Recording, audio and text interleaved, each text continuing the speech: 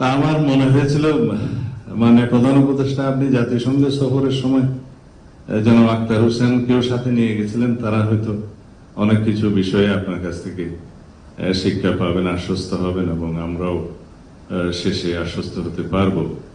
কিন্তু এখন দেখতেছি যে আমরা সারা রাত যা পড়লাম সকালবেলা ওটা আবার এটা রিপিটেশন, সেটা করা আমাদের মনে হয় উচিত হবে না।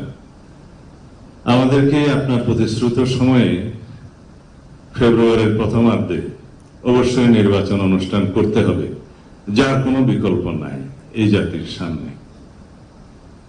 দ্বিতীয়, আমি আজকে দফাওয়ারি আপনার সামনে উপস্থাপন করতে চাই। এমন একটা অ্যাটমসফিয়ার আমাদেরকে বজায় রাখতে হবে যে অ্যাটমসফিয়ারে আমরা কখনো পতিত স্বৈরাচারকে আর কখনো এখানে সুযোগ নিতে